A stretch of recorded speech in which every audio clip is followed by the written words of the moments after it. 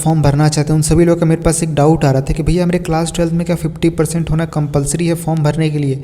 तो उसी को लेकर इस वीडियो में बात कर रहे होंगे। तो आपका जितना भी डाउट है क्लास 12 एलिजिबिलिटी की डिटेल लेके सारा डाउट इस वीडियो में क्लियर करूँगा।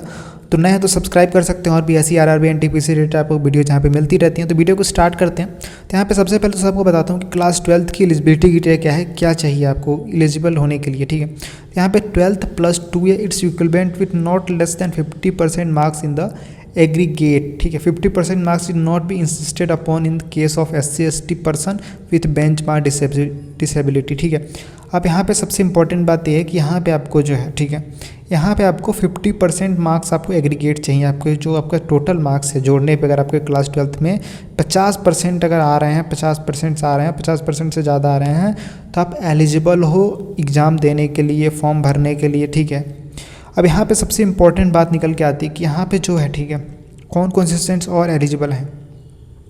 तो सबसे पहली बात अगर आपने देखो, सबसे पहली बात यहाँ पे दे रखा है कि 50% marks is not be insisted upon in case of SC/ST person with benchmark disability. ठीक है, अगर आप SC/ST से आते हो तो आप 50% नहीं भी हैं तो फॉर्म भर सकते हो। ठीक है, कोई दिक्कत वाली बात नहीं है। विथ बेंचमार्क डिसेबिलिटी वाला कोई स्टूडेंट है तो वो भी भर सकता है। Ex service man and candidate who possess qualification higher than 12+2 stage. ठीक है, अब यहाँ पे अगर आपको मान लो, ठीक है, आपका मान लो आपने ग्रेजुएट किया हुआ है। ठीक है, ग्रेजुएशन आपने किया हुआ है। ठीक है, आपने ग्रेजुएशन किया हुआ है, अब उसके बाद आपके क्लास 12 में 50% नहीं है, 50% से कम मार्क्स हैं। आपने ग्रेजुएशन किया है, उसके बाद आपके मान लो 45% हैं, 35% हैं, कम मार्क्स हैं, 50% से कम है, तब भी आप एलिजिबल हो अंडर ग्रेजुएट वाला फॉर्म भरने के लिए। कोई दिक्कत वाली बात नहीं है।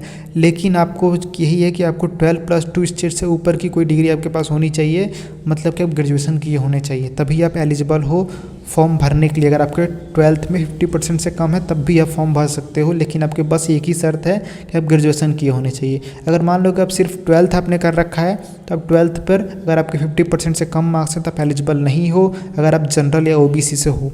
अगर आप SC/ST से हो या पर्सन विद बेंचमार्क डिसेबिलिटी से हो तो आप एलिजिबल हो फॉर्म भरने के लिए, अगर आपके 50% मार्क्स नहीं भी हैं तो। ठीक है, अगर आपने ग्रेजुएशन नहीं किया है तब भी आप एलिजिबल हो। ठीक है, तो डाउट आपका क्लियर हो गया होगा। ठीक है, और सब में भी यही डाउट, यही सेम जो क्राइटेरिया है यही दे रखा है, तो कोई और कुछ बात नहीं है। साथ साथ में आपका जो है कंप्यूटर वाला जो टाइपिंग वाला है वो दे रखा है। ठीक है, तो ये आप सभी को बताना था। और भी ऐसी वीडियोज़ के लिए चैनल को सब्सक्राइब कर सकते हो। तब तक के लिए धन्यवाद। जय हिंद, वंदे मातरम।